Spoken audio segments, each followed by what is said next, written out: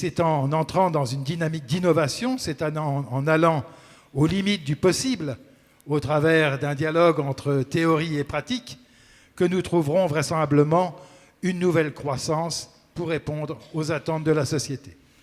Dès lors, quelles sont les évolutions des stratégies économiques nécessaires pour notre temps? Quelle gestion élaborer entre le colbertisme, un peu pesant, et un libéralisme qui n'est peut-être plus de mise?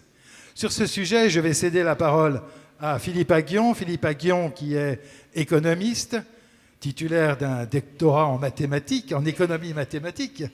Et Philippe Aghion vous avez travaillé au Centre national de la recherche scientifique, au CNRS, avant d'enseigner à Oxford, puis à l'University College London. Et en 2000, vous avez rejoint le département d'économie de Harvard. Et vous êtes resté jusqu'à cette nomination de septembre 2015, puisque vous avez rejoint le Collège de France, où vous êtes maintenant titulaire de la chaire Économie des institutions, de l'innovation et de la croissance. Et vous avez travaillé aussi beaucoup avec la Banque européenne pour la reconstruction et le développement, et fondé en même temps plusieurs revues et publié de nombreux ouvrages. Et d'ailleurs, vous retrouverez certains de ces ouvrages sur la table de presse, j'en profite pour dire que vous pourrez au rez-de-chaussée retrouver ces livres. Je citerai simplement Changer de modèle aux éditions Odile Jacob, par exemple, ou bien Croissance et innovation, le paradigme schumpeterien, mais vous allez nous en parler plus complètement, qui est aux éditions de la Découverte. Voilà, je vous souhaite la parole et je vous invite à vous rendre au pupitre.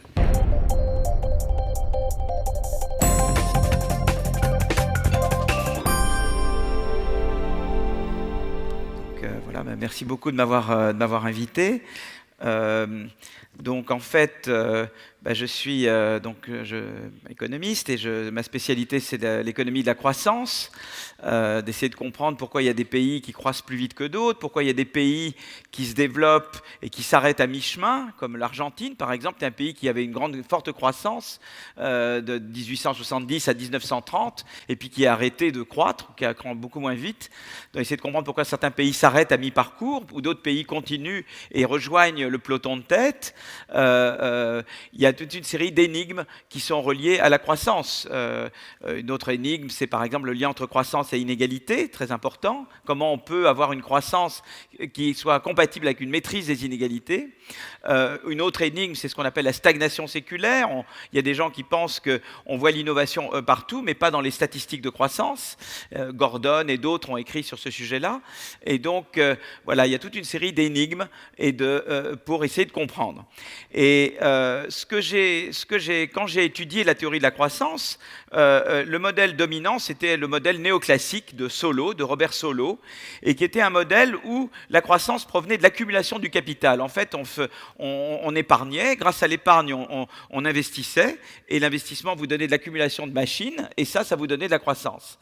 Mais seulement Solow a très bien montré que, sous des hypothèses très raisonnables, simplement l'investissement, l'accumulation de machines, eh bien, ça a un potentiel limité parce qu'il y a des rendements décroissants à l'accumulation du capital. C'est-à-dire que, et l'Union soviétique est un exemple, c'est un pays qui a connu une certaine croissance grâce à l'accumulation de capital, et à un moment donné, la croissance s'est essoufflée en Union soviétique. Pourquoi? Parce que l'élément important, c'est le progrès technique. On peut croître provisoirement grâce à l'accumulation de capital, mais à long terme, ce qui compte, c'est le progrès technique. Et la question, c'est de savoir comment vous générez du progrès technique. Alors, il y a deux manières de générer du progrès technique. Vous pouvez être une économie, ce que j'appelle en rattrapage. Quand vous êtes une économie en rattrapage, vous imitez des technologies plus avancées, et il y a un certain nombre d'institutions et de politiques qui favorisent le rattrapage. On peut dire que dans la période des 30 Glorieuses, la France était un pays en rattrapage. Bien qu'on soit innovant sur beaucoup de domaines, mais quand même, globalement, on était un pays en rattrapage. Et nous avions des institutions, des politiques qui étaient tout à fait adaptées aux nécessités nécessité d'une économie en rattrapage. En gros, on avait quelques champions nationaux, et puis les filiales des champions nationaux. On avait une politique industrielle très top-down, puisque vous avez utilisé l'expression top-down, de haut en bas, hein, où le gouvernement aidait les gros, et les gros ensuite avaient leur contrat avec les plus petits. Un modèle où en fait on gérait le cycle par la demande, et puis où en fait le chômage n'était pas vraiment un problème. On passait toute sa vie dans la même entreprise. Donc il y avait, c'est pour ça qu'on a hérité de plus de 110 caisses d'assurance maladie, nous avons 38 caisses de retraite, c'est parce que nous sortons d'une période où en fait chacun passait sa vie dans la même entreprise, et donc il y avait la caisse de retraite, la caisse d'assurance maladie correspondant à la branche ou à la firme, ou etc. Et il n'y avait pas beaucoup de mouvement. Et la politique sociale, à l'époque, c'était la politique des petits salaires, parce qu'en fait, en gros, on disait, voilà, il y a des gens qui ont des petits salaires, et il faut compléter les petits salaires par les allocations familiales, etc., et un certain nombre de prestations. Et la politique sociale, c'était ça. Donc en gros, pendant la période des 30 Glorieuses, la politique de croissance du gouvernement, c'était une politique très colbertiste en termes de politique industrielle. On aidait les grands champions nationaux, les entreprises publiques. C'était une gestion du cycle économique par la demande. En gros, quand il y avait une récession, on relance la demande, on relance la dépense publique, et puis après on lève l'impôt pour réduire un peu les déficits.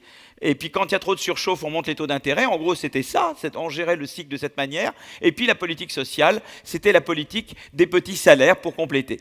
Mais ce qui s'est passé, c'est que finalement, dans les années 80, il s'est passé deux choses. La première chose, c'est qu'on a épuisé les ressorts du rattrapage. À un moment donné, vous rattrapez, vous êtes devant. Donc voilà, vous êtes dans le peloton de tête. Alors il y a l'avantage, il y a l'inconvénient de l'avantage. Vous avez rattrapé, mais en même temps, vous ne pouvez plus. Vous devez faire de l'innovation, ce que j'appelle de l'innovation à la frontière, pour continuer à générer du progrès technique. Vous voyez, la Chine, par exemple, elle a encore des marges pour rattraper. Mais à mesure que vous rattrapez, c'est l'innovation qui vous permet d'avancer. Et puis ce qui s'est passé également, c'est qu'il y a eu dans les années 80 la globalisation. Et la globalisation, ça veut dire que plein de nouveaux acteurs sont rentrés dans l'économie mondiale. Et ces gens-là, c'est eux qui font le rattrapage maintenant. Et avec des coûts de production bien inférieurs aux nôtres. Donc maintenant, ceux qui font du rattrapage, c'est les pays émergents. C'était d'abord les pays, la Thaïlande, Hong Kong et Singapour, puis la Chine. Et c'est ces pays-là qui font le rattrapage. Et nous, on n'a pas d'autres voies, nous, pour survivre, que d'innover à la frontière. On doit être à la pointe, parce que le rattrapage est fait par d'autres. Et donc, si vous voulez, on doit passer d'un mode d'où nous étions une économie de rattrapage à une économie de l'innovation. Or, une économie de l'innovation, c'est un objet très différent. C'est un objet, l'innovation à la frontière, c'est des entreprises qui essayent plein de choses, ça marche pas. Elles doivent pouvoir embaucher, elles doivent pouvoir licencier, elles ont besoin d'avoir la flexibilité nécessaire. Ça veut dire qu'il y a beaucoup de ce que Schumpeter appelait la destruction créatrice, c'est-à-dire qu'il y a beaucoup de nouvelles activités qui remplacent d'anciennes activités, il y a beaucoup de nouvelles firmes qui remplacent d'anciennes firmes. Quand vous êtes dans l'innovation à la frontière, il y a beaucoup de ce qu'on appelle en anglais turnover, c'est-à-dire remplacement des anciens par les nouveaux. Et donc vous devez avoir maintenant un mode d'organisation de l'économie qui accommode cette destruction créatrice. Et c'est pour ça qu'il faut des réformes. Pourquoi on dit la France doit réformer? Parce que la France, elle continue d'être un pays très corporatiste, et qui, en fait, est organisée selon le mode des 30 Glorieuses. Elle doit adapter son modèle. Et donc, je veux juste un peu montrer des choses. Qu'est-ce que c'est qu'une économie? Qu'est-ce qu'il faut pour une économie de l'innovation? Donc, tout ça, je suis en train de dire en anglais ce que je viens de dire en français. Donc, je ne vais pas vous faire un cours d'anglais. Hein, d'accord? Donc, les 30 Glorieuses, je vous ai dit, la politique industrielle, une gestion keynésienne du cycle macroéconomique et l'État-providence, la politique des petits salaires. Mais maintenant, l'innovation devient la force motrice. Et à ce moment-là, qu'est-ce qui se passe? Eh bien, comme vous avez de remplacement sans arrêt de vieilles activités par de nouvelles activités, vous ne pouvez plus avoir une politique industrielle qui dit « je vais aider Dassault, je vais aider Airbus, etc. » et puis c'est tout. Non, vous devez dire, vous pouvez avoir une politique qui dise « j'aide certains secteurs », mais vous ne pouvez pas dire « j'aide monsieur Untel », puisque monsieur Untel change tout le temps. Donc il faut une politique qui accommode la destruction créatrice. Vous devez réconcilier la politique industrielle avec l'idée qu'il y a de l'entrée et de la sortie. Et donc ça veut dire une nouvelle manière de faire de la politique industrielle. Vous voyez ce que je veux dire? La deuxième chose, eh bien, le cycle macroéconomique, c'est important d'avoir des stabilisateurs automatiques pour la demande, mais c'est important aussi que les entreprises puissent continuer à faire de la recherche-développement le long du cycle. Typiquement, dans les périodes de récession, elles ont des contraintes de crédit très fortes et elles doivent souvent couper sur la R&D, sur la recherche-développement. Le gouvernement doit pouvoir permettre, ou les pouvoirs publics, grâce notamment au Small Business Act ou à d'autres choses, aux entreprises de maintenir leurs investissements, notamment innovants, le long du cycle économique. Donc vous devez généraliser la notion de stabilisateur automatique aux entreprises. Et puis la troisième chose, c'est que, eh bien, maintenant, la politique sociale, c'est plus seulement les petits salaires, parce que quand vous êtes dans une économie où vous avez sans arrêt le remplacement d'anciennes firmes par de nouvelles firmes, ou d'emplois anciens remplacés par des emplois nouveaux, ça veut dire que l'individu, typiquement, dans sa vie, il va changer souvent d'emploi, de secteur, d'entreprise. Et à ce moment-là, il va avoir des périodes où il travaille, des périodes où il ne travaille pas. Et le rôle de l'État, c'est d'aider à ce processus, c'est-à-dire de dire, ben alors qu'est-ce qui se passe quand un individu devient chômeur, par exemple, ou quitte un emploi? Ben, je dois l'aider à rebondir sur un autre emploi. Donc je dois avoir un système, mettre en place un système qui réconcilie la nécessaire flexibilité du côté des entreprises, qui doit pouvoir licencier et embaucher, avec le fait qu'il y ait une sécurité pour les parcours professionnels, c'est-à-dire que les individus soient assurés d'un revenu minimum, mais évidemment à condition qu'ils se forment, qu'ils se qualifient et de pouvoir de cette façon-là efficacement aller d'un emploi à un autre emploi. Et il y a des pays comme le Danemark et d'autres qui ont fait des grands progrès en termes de ce qu'on appelle la flexi-sécurité ou sécurisation des parcours professionnels. Ça veut dire qu'en fait, vous voyez tout de suite quand vous passez d'une économie de limitation ou du rattrapage à une économie de l'innovation, eh bien, le rôle de l'État change. Vous voyez, ça ne veut pas dire qu'il faut moins d'État, parce qu'il y a tout un débat, évidemment, sur le rôle de l'État. C'est-à-dire, il y en a qui pensent que parce qu'on passe à une économie de l'innovation, l'État doit devenir purement régalien. Je ne veux pas parler dans le débat politique français, dire un tel et un tel, je ne vais pas commencer à montrer du doigt, mais il y a des gens qui se sont dit, oui, effectivement, le vieil État-providence, ça ne marche plus, l'État doit faire simplement law and order, en anglais, c'est-à-dire l'ordre public, c'est-à-dire justice, police, et tout le reste, l'État doit se désengager. C'est la vision ultralibérale. Il y a la vision, l'État doit rester comme avant, ce que j'appelle un peu la vieille gauche, d'accord? Et puis, il y a ce que j'appelle des réformistes. Alors, il y en a des deux côtés du spectre politique français, c'est intéressant d'ailleurs, qui disent non, il faut ni le vieil État-providence, ni l'ultralibéralisme où l'État se désengage de tout, il faut un État intelligent. Et donc, pour comprendre l'État intelligent, je vais juste revenir un peu à la vision schumpeterienne. La vision schumpeterienne, là je la mets en anglais, mais je vous dis l'idée, c'est de dire la croissance est conduite par les innovations. Les innovations, elles ne viennent pas du ciel. Elles viennent d'activités entrepreneuriales qui sont motivées par des rentes de l'innovation. Les gens innovent parce qu'ils se disent j'aurai une rente. D'accord? Donc les politiques économiques et les institutions économiques influent sur la croissance parce qu'elles ont une influence sur les incitations à innover. Et la troisième idée, c'est la destruction créatrice. Le nouveau remplace l'ancien. La croissance est un processus conflictuel et donc il faut gérer la destruction créatrice. Donc ça, c'est les idées de base de la théorie schumpeterienne que j'ai développée. D'accord? Et l'idée, c'est de dire, quand vous êtes dans un pays avancé, voilà les politiques. Quand vous êtes, j'ai montré dans des travaux que quand je suis un pays développé, eh bien les politiques qui vont vous donner de la croissance par l'innovation, il y a essentiellement 4 types de politiques. L'un, c'est la libéralisation du marché des produits. Il vous faut de l'entrée et de la sortie. Donc vous devez avoir de la concurrence et une facilité d'entrée et de sortie sur les marchés. Ça, c'est très important. Donc il faut un marché des produits, des biens et services beaucoup plus flexible. D'accord ? La deuxième condition, c'est un marché du travail également plus flexible. Il faut que les entreprises aient la possibilité d'embaucher, de se séparer, mais qu'en même temps, il y ait un système où la flexibilité ne soit pas précarisante, mais qualifiante. Donc il faut qu'il y ait tout un système de formation professionnelle, on y reviendra, ce qui ne marche pas en France de ce point de vue-là. Très important. Donc il faut qu'il y ait flexibilité, mais que ce soit une flexibilité qui aille de pair avec la qualification et avec la formation. Donc ça, je reviendrai tout à l'heure, et c'est là que le bas blesse en France, d'accord? Troisième chose, il faut, eh bien, l'éducation, c'est fondamental. On s'est rendu compte que les pays, d'abord, il y a deux types, vous savez, l'éducation, je sais que souvent les indicateurs, on dit que c'est pas bon, mais vous savez, c'est très utile d'aller regarder comment ça marche ailleurs. Ça ne veut pas dire qu'il faut copier les autres pays, mais il y a d'abord quelque chose qui s'appelle les tests PISA, dont vous avez certainement entendu parler, je crois que quand même, hein, c'est une insulte de dire que vous ne savez pas ce qu'est un test PISA.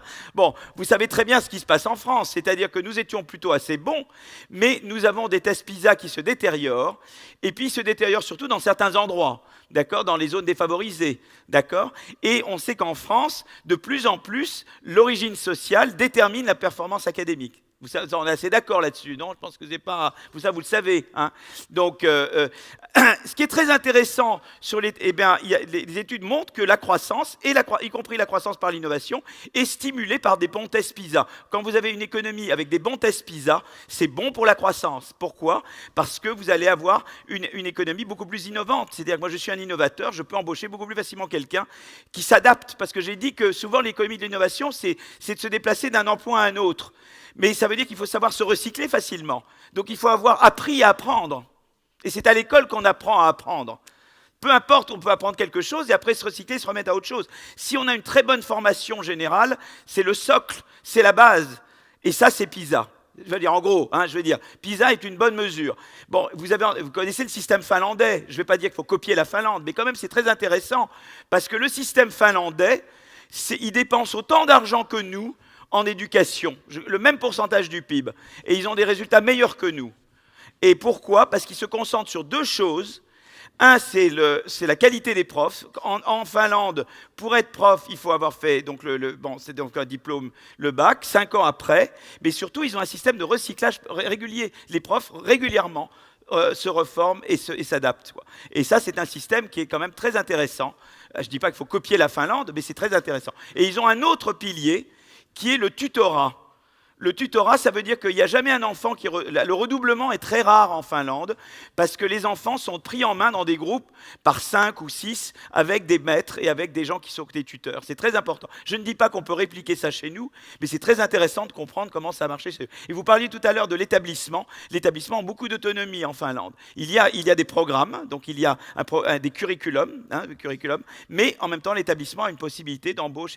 Et c'est ce compromis-là qui est très très bien fait. Je ne dis pas qu'on doit copier les Finlandais, mais c'est très intéressant de savoir qu'il y a des systèmes qui, en dépensant autant que nous dans l'éducation, parce qu'ils ont une bonne gouvernance du système éducatif, eh bien, ils arrivent à des résultats très intéressants. Je le mentionne comme ça, je ne dis pas qu'il faut copier la Finlande, mais je me dis, moi, en tout cas, j'ai toujours été très fasciné par la Finlande. Je me dis, tiens, il y a peut-être des idées à prendre chez eux.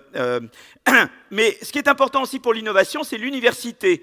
Vous voyez, c'est très important l'université parce que, évidemment, la Silicon Valley, c'est pas pour rien qu'elle est près de là. Alors, la concurrence, c'est très important. Vous voyez, cette figure est très amusante, c'est sur le marché des produits. La courbe en bleu vous dit que les entreprises qui sont proches de la frontière technologique en termes de technologie, quand il y a plus de concurrence, eh bien, elles font mieux parce que quand vous avez de la concurrence, c'est comme dans une classe, vous mettez un nouvel élève brillant, le top de la classe va travailler plus dur pour être toujours premier de la classe, mais il peut y avoir un effet de découragement sur la queue de classe. Ben, c'est pareil avec les entreprises, c'est amusant. Enfin, c'est amusant, c'est peut-être tragique aussi. Mais c'est-à-dire que la concurrence, elle a un effet stimulant sur ceux qui sont déjà bons et elle peut avoir un effet décourageant. Donc il faut toujours avoir des politiques qui font que vous réallouez les travailleurs des firmes qui sont découragées vers les firmes qui sont encouragées. Donc il y a des politiques, vous voyez, de complémentaires de marché du travail pour compléter la politique de concurrence. Mais ce que je voulais vous montrer, c'était la politique d'éducation. Cette figure vous montre, en fait, sur des recherches, c'est basé sur des données américaines, mais on réplique ça sur d'autres pays.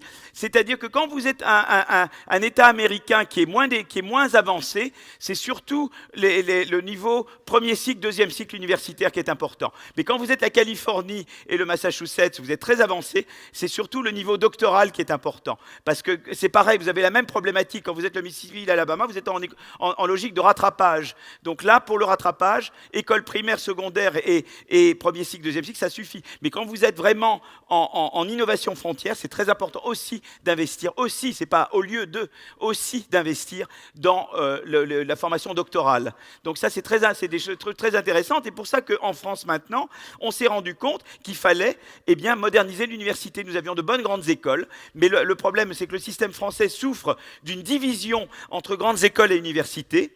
Les grandes écoles sont relativement bien dotées, l'université est pauvre. Et par exemple, il faut savoir qu'aux États-Unis, on dépense par étudiant par an à peu près 30 000 euros, 35 000 euros. En France, c'était 8-9 000, vous voyez, par étudiant.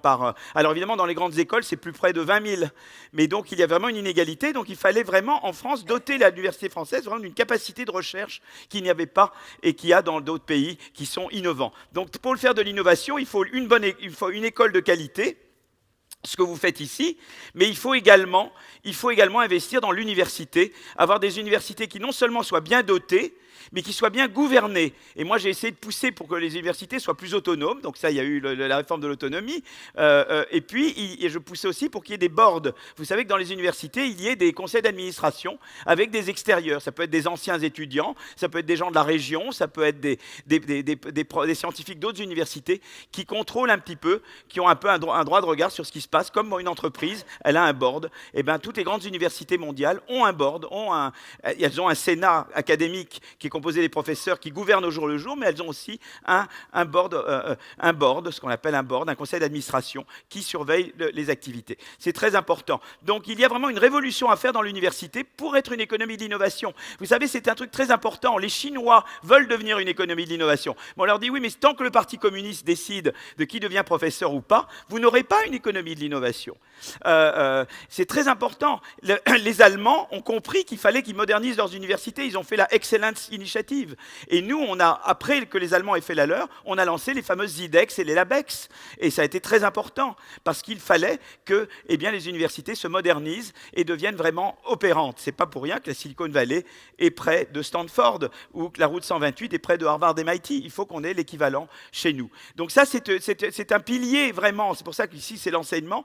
C'est important parce que vous préparez les gens à apprendre, donc ils peuvent devenir beaucoup plus performants sur le marché du travail, mais aussi vous formez le socle qui permet d'avoir une éducation supérieure de qualité et qui va porter l'économie. Parce que sans ça, il ne peut pas y avoir une économie de l'innovation qui fonctionne. Donc ça, c'est un pilier important, l'économie, l'innovation.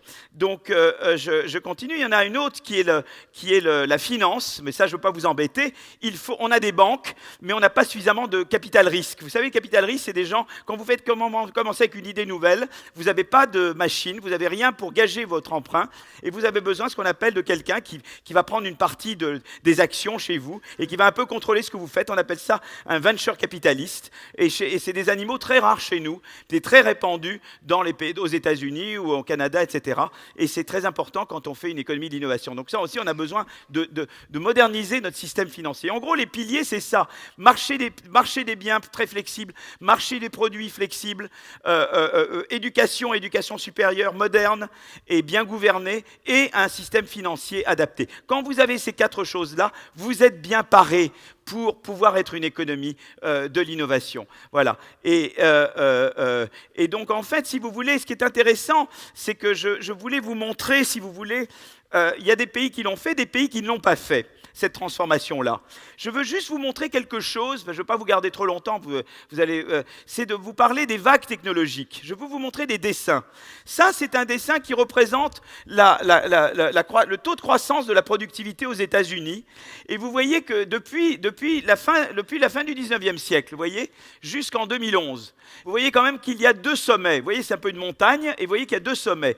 Il y a un premier sommet qui est aux alentours de 1940. Ça, c'est une vague technologique. Il y en avait une autre avant, d'ailleurs. La vague que vous avez à gauche, parce que vous voyez, normalement, à gauche, j'aurais dû avoir un autre sommet. Ça, c'est la machine à vapeur. Et vous voyez, c'est très amusant. La machine à vapeur, c'est ce qu'on appelle une technologie générique, c'est-à-dire c'est une technologie qui s'étend à tous les secteurs de l'économie. Tout le monde a utilisé la machine à vapeur, tous les secteurs. Bon. Ensuite, vous avez la révolution de l'électricité et de la chimie, très important, et des moteurs à combustion, très important. Et vous voyez qu'aux États-Unis, vous voyez, ça pique dans les années 40. Et après, vous avez une troisième sommet qui est 2001, et ça c'est le digital, c'est l'internet, etc. C'est la révolution des TIC, des télécommunications, informations. Donc ça c'est intéressant, et on voit comment ça se passe aux États-Unis. D'accord? Donc on voit les vagues là. Mais ce qui est intéressant, c'est que, vous voyez, pour les autres pays, aux États-Unis, c'est le pointillé. Et regardez, en bleu, c'est l'équivalent de la zone euro. Et la zone euro, c'est après la guerre. Vous voyez, donc la vague de l'électricité aux États-Unis, elle est optimisée avant la guerre, tandis qu'elle n'arrive vraiment en Europe qu'après la guerre. Donc nous, on a un retard par rapport aux États-Unis. Et le Japon, on voit aussi que ça arrive plus tard, ça arrive après la guerre. Et la vague de l'Internet, la vague des technologies de l'information-communication, on la voit aux États-Unis, mais dans la zone euro, on ne la voit pas encore. On la voit dans certains pays de la zone euro et pas dans d'autres. Et c'est ça qui est très intéressant, c'est-à-dire que nous avons eu du retard. En France, qu'est-ce qui s'est passé en gros? C'est que finalement, nous avons eu du retard. Nous avons eu du retard, en fait, à attraper la vague. Vous voyez, quelque part, si vous voulez être une économie de l'innovation performante, il vous faut marché du travail très flexible. La France, c'est une dramatique, parce qu'en France, on a un système de formation professionnelle qui ne fonctionne pas. Vous savez qu'il y a 34 milliards par an dépensés en formation professionnelle et que 5 chômeurs sur 6 n'en voient pas la couleur et que ça ne fonctionne pas. Et ce n'est pas parce que vous dites je vais dépenser 1 milliard de plus en formation professionnelle que vous allez faire marcher la formation professionnelle. Parce que le système ne marche pas. D'accord? Parce que, voilà, pour toute série de raisons dont on pourra discuter, le système ne fonctionne pas. Donc, si vous voulez, en France, vous avez un marché du travail qui est vraiment bloqué. Vous avez un marché des produits qui est encore dans certains domaines pas tout à fait, pourrait être beaucoup plus libéralisé. Vous avez des universités qui sont encore pas du tout au niveau et vous avez un système financier qui n'est pas du tout au niveau non plus. Donc vous avez une économie en France qui a besoin de faire une réforme profonde. Un certain nombre de pays ont fait ces réformes. Par exemple, la Suède, vous voyez, ce qui est intéressant, c'est que dans les années 90, au début des années 90, la Suède, vous l'avez à droite, vous l'avez en fait des deux côtés, c'est la Suède, là, c'est la productivité du travail et l'autre, c'est la productivité globale des facteurs. Mais ce qui est intéressant, c'est qu'ils ont fait des réformes. Ils ont dit, voilà, nous, on comprend qu'il faut moderniser l'État. On ne peut plus avoir le vieil État-providence. Ils avaient comme nous plein de caisses de retraite, plein de caisses d'assurance maladie, un nombre excessif de fonctionnaires, pas mis dans les bons emplois, etc. Qu'est-ce qu'ils ont dit? On va faire une réforme de l'État. On va réduire, on va d'abord beaucoup de fonctionnaires, on va faire ça par des agences. On va faire du droit privé dans la fonction publique, dans beaucoup d'emplois, pas dans le régalien, mais dans un certain nombre de choses. Bon, ensuite, qu'est-ce qu'ils ont fait? Ils ont dit l'argent public doit être concentré sur ce qui pousse à la croissance. Donc la santé, l'éducation, très important, le soutien aux PME innovantes. On va se concentrer sur ces sources de croissance. Et ils ont fait une réforme fiscale, c'est-à-dire qu'ils avaient une fiscalité comme nous maintenant ici, et ils ont dit on va simplifier la fiscalité. On va faire une fiscalité progressive sur les revenus du travail, on va la faire forfaitaire sur les revenus du capital, on va la faire très simple, très transparente, pas de niche fiscale. Et avec ça, eh bien, regardez ce qui s'est passé, ça n'a l'air de rien du tout, mais si vous regardez le schéma à droite, vous voyez, c'est la productivité totale des facteurs. Elle croît à un rythme annuel de 0,4 entre 70 et 90. Mais après les réformes de 90, elle est multipliée par 4. Presque par 5 en fait. Donc ils multiplient leur croissance. Et c'est extraordinaire ce qui s'est passé en Suède. Là. Le taux de croissance de la productivité s'est envolé, le taux d'innovation s'est envolé, et pourtant c'est toujours le deuxième État le moins inégalitaire au monde. Vous avez un système de santé qui est très accessible à tout le monde gratuitement. L'éducation en Suède est gratuite, c'est-à-dire personne ne paye un sou pour l'éducation, jusqu'au doctorat. Hein. Mais vous avez un système qui met en même temps tout le monde trouve un emploi. Vous avez un marché du travail beaucoup plus flexible que chez nous, parce qu'ils ont une formation professionnelle qui marche beaucoup mieux, parce qu'ils ont toute une série de choses qui font que, parce que le SMIC se négocie au niveau des branches, pas uniquement au niveau national, la négociation collective fonctionne beaucoup mieux que chez nous. Et donc, si vous voulez, c'est une économie qui a réussi à garder son modèle social, mais à croître beaucoup plus vite. Et en fait, ils ont notamment cru que parce qu'ils ont attrapé la vague d'éthique. Vous savez, la vague d'éthique, c'est comme un train, et ils ont pu monter dans ce train-là. Et nous, non. Nous, on a encore très peu monté dans ce train-là. Par contre, vous regardez le Japon, vous voyez, là, on voit encore beaucoup mieux le PIB par habitant en Suède. Vous voyez, comme ça accélère après les années 90. Vous voyez. Et par contre, le Japon, c'est le contraire. Le Japon ne fait pas de réformes importantes et le Japon, eh bien, continue à stagner ou à croître à des taux faibles. Et donc, c'est très important parce que l'idée, c'est de dire, eh bien, c'est vrai qu'il y a des ralentissements, mais il n'y a pas de fatalité à croître lentement. On peut, en réformant nos économies, eh bien, devenir une vraie économie de l'innovation et à ce moment-là, croître beaucoup plus vite. Et ça fait une grande différence parce que ça nous permet eh bien, d'avoir un taux de croissance plus élevé. On peut s'offrir un système de santé de meilleure qualité, on peut s'offrir un système éducatif de meilleure qualité, on peut s'offrir une qualité de la vie bien meilleure. Et donc, si vous voulez, voilà pourquoi c'est important de s'engager dans ces réformes. Vous voyez, il n'y a pas que ça. Je mentionne 4 pays. Les Pays-Bas font une réforme importante en 82. Ils multiplient leur taux de croissance de la productivité par 3. Le Canada s'engage dans une réforme de l'État ambitieuse au début des années 90. Ils multiplient par 4 leur taux de croissance. L'Australie fait une réforme importante dans le début des années 90, multiplie leur taux de croissance par plus que 3. Et la Suède, comme je l'ai dit, multiplie leur taux de croissance par 4. Donc, si vous voulez, il n'y a pas de fatalité. On peut, en réformant, et puis il y a une raison pour ça. Parce que pourquoi vous devez réformer? Ça, les politiciens ne le disent jamais. Parce qu'on ne peut plus être une économie de l'imitation. Nous devons devenir une économie de l'innovation. Pour être une économie de l'innovation, il vous faut un marché des produits dynamique, un marché du travail dynamique, un système éducatif bien gouverné et efficace. Et là, on ne peut pas dire je refuse des indicateurs, parce que les indicateurs, c'est quand même des bons indices. Ils ne sont jamais parfaits, mais c'est quand même de bons indices qui vous disent si les choses marchent ou pas. Et il vous faut un système financier qui soit adapté. Mais pour ça, vous devez faire une réforme de l'État, avoir ce que j'appelle un État intelligent, c'est-à-dire, c'est quoi l'État intelligent? Ça veut dire que je ne peux pas dépenser dans tout, ça veut dire que je vais dans les leviers de croissance, et ça veut dire que quand je dépense, eh bien, je regarde la gouvernance de la dépense. Par exemple, l'éducation, eh bien, c'est important de dépenser en éducation. Je ne suis pas pour réduire les dépenses en éducation, mais je veux voir la gouvernance. C'est pour ça que je veux regarder, est-ce que les Finlandais ont fait comme ci, vous faites comme dans les écoles privées, vous faites d'une certaine manière, peut-être qu'il y a des leçons à donner aux établissements non privés de ce que vous faites vous, etc. Et si vous voulez, parce que vous voulez, la gouvernance va augmenter l'efficacité de la dépense publique. C'est très important. C'est cette idée qu'il faut d'abord cibler ces dépenses, ensuite qu'il faut avoir une bonne gouvernance des dépenses. Voyez ? Par exemple, la politique industrielle, je vous en parlais tout à l'heure. Eh bien, une bonne manière, on sait, des études montrent que la politique industrielle, on peut aider des secteurs, mais il faut s'assurer qu'il y a la concurrence au sein des secteurs. Donc, il faut aider des secteurs, mais on ne peut pas dire j'aide seulement la firme X. J'aide toutes les firmes et je maintiens la concurrence. Ça aussi, c'est un principe de gouvernance. Donc ça, c'est quelque chose de très important. Dire que la gouvernance va avec la dépense. C'est ce que j'appelle l'État intelligent. En gros, vous faites essentiellement ce que j'appelle du ciblage horizontal. Vous dites éducation, très important. Santé, très important. Aide aux PME innovantes partout, très important. Ça, vous les faites dans tous les secteurs. J'appelle ça du ciblage horizontal. Et puis, il y a quelques secteurs porteurs, les énergies renouvelables, le numérique, la biotech, où là, on peut vouloir faire du ciblage vertical, mais il faut le faire d'une manière où on ne privilégie pas les grosses firmes en place, on aide tout le monde et on aide les entrants potentiels parce qu'ils donnent la concurrence et ils aident le dynamisme du secteur. Et c'est ces idées-là, si vous voulez, que j'essaye de pousser un petit peu et de voir un petit peu comment on peut bouger dans ces choses-là. Mais effectivement, la difficulté en France, c'est que vous avez un pays très corporatiste, c'est-à-dire que chacun dit mais il faut que l'autre réforme, parce que moi, je veux garder mes prérogatives.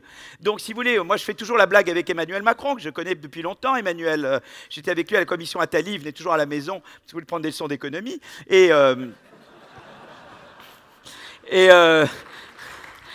je lui dis, et je m'amuse à lui dire, non mais c'est très bien la libéralisation. Et qu'est-ce que tu fais de l'inspection des finances? Donc, chacun regarde, voilà. Donc c'est intéressant. Donc il y a beaucoup de corporatisme en France. Ça ne veut pas dire, je ne suis pas en train de dire, éliminons les grandes écoles, éliminons les grands corps. Non, mais il faut dépasser. Il faut aller vers un dépassement. Et on va vers un dépassement en diversifiant les sources de recrutement. Par exemple, il est impensable en France qu'un directeur de banque centrale ne soit pas inspecteur des finances. Jusqu'à maintenant, on a eu d'excellents et celui qu'on vient de nommer est excellent. Mais peut-être qu'un jour, on pourra aussi décider que le prochain gouverneur de la Banque centrale ne sera pas forcément un inspecteur des finances. Voilà, peut-être.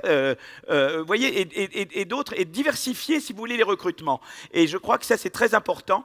Mais je voulais quand même dire un mot sur l'égalité et l'inégalité. Ça, c'est quand même intéressant. Ce diagramme vous montre l'augmentation de la part des revenus. Vous voyez, le diagramme en rouge, c'est l'augmentation de la part des revenus, du revenu américain, touché par les 1% les plus riches. Et vous voyez que depuis les années 80, il y a eu une accélération de la concentration des revenus par le top 1%. D'accord? Donc vous dites, voilà l'homme le plus riche, puis après le second plus riche, et vous vous arrêtez quand vous avez atteint le 1% plus riche de la population, et vous dites, quelle est la part du revenu qui est touchée par le top 1%? Vous voyez qu'il s'est envolé depuis les années 80. D'accord? Mais vous voyez que l'innovation, le nombre de brevets par habitant aussi s'est envolé. Et c'est très intéressant parce que, si vous voulez, ça a à voir en partie avec l'innovation. C'est-à-dire qu'il y a différentes sources d'inégalité. Il y a ce que j'appelle Carlos Slim et Steve Jobs. Steve Jobs, c'est le type qui invente Apple, et il est un innovateur et il touche beaucoup d'argent parce qu'il a trouvé une innovation qui marche très bien. Et évidemment, surtout quand c'est l'économie mondialisée, vous avez un truc qui marche très bien, vous le vendez dans le monde entier et vous faites beaucoup d'argent. D'accord? Mais il y a des gens qui font de l'argent uniquement par des rentes de monopole. Je donne toujours l'exemple de Carlos Slim au Mexique. On privatise les télécoms de Mexico, on le met à la tête de ce monopole non régulé, il n'a rien innové du tout, et il devient un homme très riche grâce à la privatisation. Ce n'est pas du tout la même chose que Steve Jobs. Donc, si vous voulez, il y a les deux sources. L'un, c'est par l'innovation, et l'autre, c'est par les rentes, par les barrières à l'entrée, par le fait que vous êtes monopole et qu'on vous garantit la position de monopole, etc. C'est deux sources différentes et on ne peut pas les traiter de la même manière. Voilà, donc ça, c'est l'idée que je... Et ce qui est très intéressant, c'est que l'innovation, elle a des qualités que n'a pas la barrière à l'entrée. L'innovation, elle stimule la mobilité sociale. On peut montrer qu'il y a un lien très fort entre mobilité sociale et innovation. Une économie qui innove plus, il y a plus de mobilité sociale. Pourquoi? À cause de la destruction créatrice dont je parlais tout à l'heure. C'est-à-dire, comme vous êtes sans arrêt dans des nouveaux jobs, des nouveaux emplois remplacent d'anciens emplois, nouvelles activités remplacent d'anciennes activités, c'est une force de mobilité sociale. Des économies innovantes. Par exemple, aux États-Unis, les endroits les plus innovants, c'est la Californie, le Massachusetts. Vous avez beaucoup plus de mobilité sociale là-bas qu'en Alabama ou Mississippi, où il y a beaucoup moins d'innovation. Vous voyez, c'est intéressant.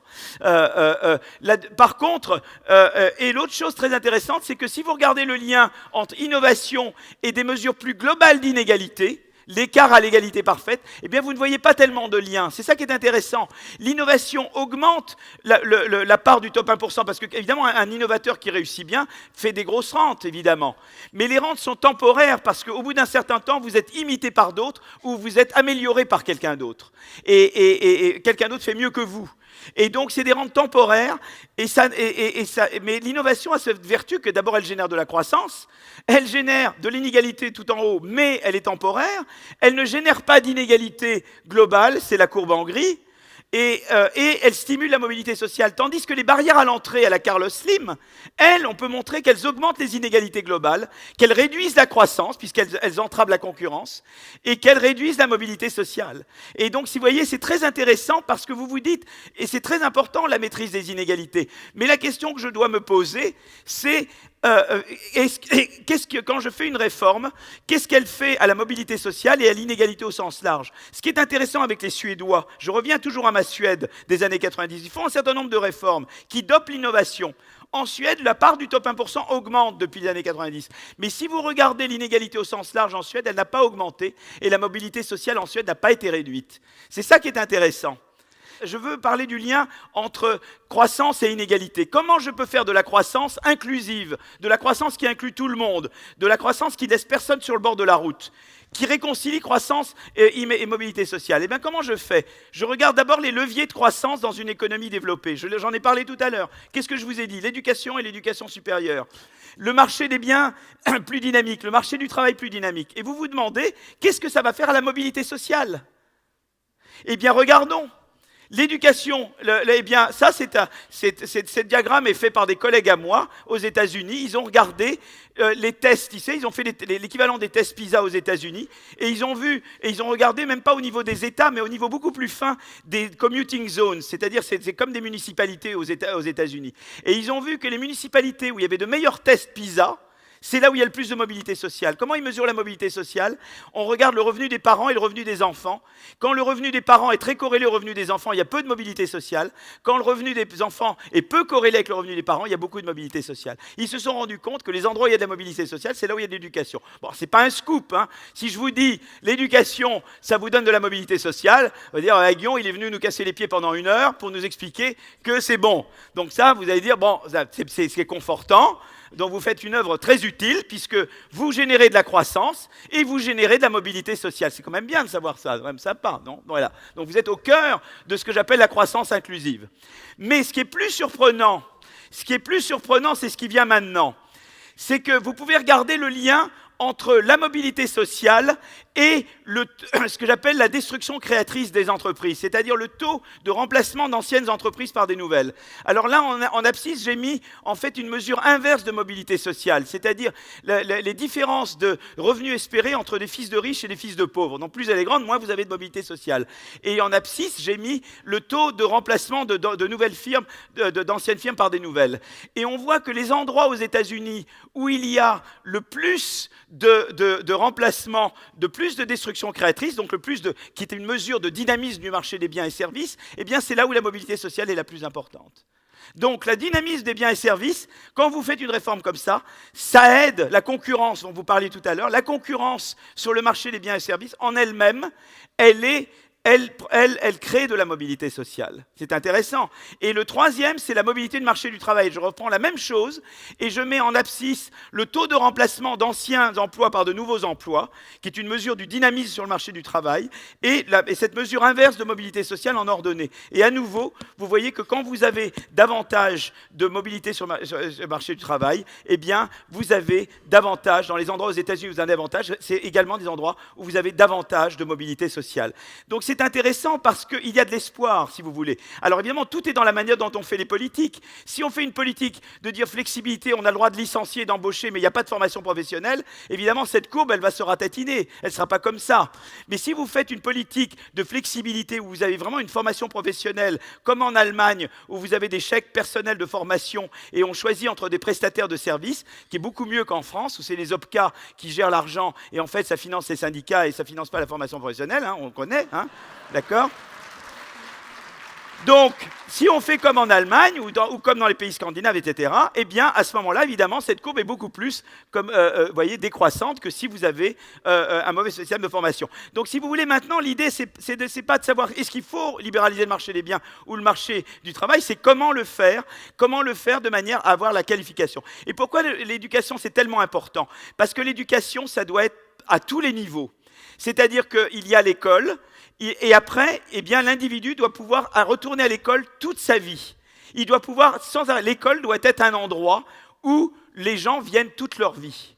Ils doivent pouvoir suivre des cours du soir quand ils veulent, ils doivent pouvoir revenir quand ils veulent, et quand ils ont des cours et prennent des cours, ils doivent pouvoir être payés pour le faire, entre un emploi et un autre. Ça, c'est la société de demain. C'est une société où on comprend qu'aller à l'école, ça génère ce qu'on appelle, dans le jargon économique, des externalités. Si moi, je m'éduque, c'est bon pour vous, pour les gens qui travaillent avec moi. J'ai des externalités sur les gens qui travaillent avec moi. Mais j'ai également de l'externalité sur mes enfants.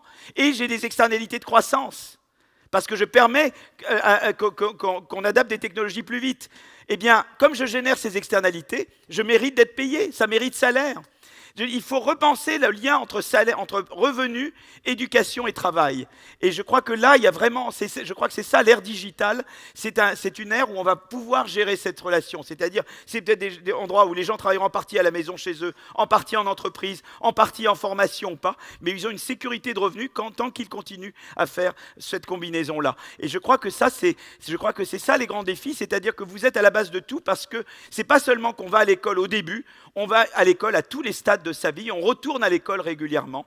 Et c'est une école qui également doit être beaucoup plus branchée vers l'entreprise. Vous voyez, par exemple, en Allemagne, comme vous savez, l'entreprise, eh bien, il y a beaucoup plus, l'entreprise a une part très importante dans l'enseignement. Je crois que c'est très important d'être familiarisé très tôt avec le monde de l'entreprise, qu'il y ait, mais qu'en même temps, les chefs d'entreprise se sentent responsabilisés de dire, voilà, je prends quelqu'un en stage, ça fait partie c'est diplômant de le faire, et donc je suis responsabilisé, je dois être évalué comme un professeur est évalué. Vous voyez, l'école doit devenir en fait hégémonique, beaucoup plus qu'elle ne l'est maintenant. Parce que l'école doit être hégémonique dans la vie de quelqu'un et dans les secteurs d'activité de l'économie. Et c'est ça l'idée, c'est de dire que l'école, elle est vraiment à la base, elle est le socle d'une économie du savoir, d'une économie de l'innovation. Donc je crois que je vais sur cette note-là que je veux terminer, mais de dire que voilà, en fait, moi je suis un optimiste. On me dit souvent, mais tu es trop optimiste. Mais l'optimisme, c'est un peu la vision Alain Badiou de l'optimisme, il parlait de son père, je crois. Il disait que son père était un résistant. Il dit l'optimisme, c'est que je vais me bagarrer pour qu'on gagne la guerre. C'est ça l'optimisme. L'optimisme, c'est pas un optimisme panglossien de dire tout va vous tomber tout mûr. C'est de dire il faut se bagarrer pour transformer, il faut moderniser. La France, c'est un pays génial avec des talents formidables, et notamment dans le domaine de l'éducation. Et on peut mobiliser, on peut gouverner mieux, on peut organiser mieux ces talents et devenir un pays qui continue, qui à nouveau étonnera le monde. Et je crois que c'est ça l'optimisme, c'est de dire on a un potentiel énorme, mais qu'évidemment, on doit opérer ces transformations si on veut à nouveau être un pays qui va étonner le monde entier. Et on a les potentialités pour le faire. Et simplement, voilà, il faut s'y mettre. Merci. Merci beaucoup. Merci bien.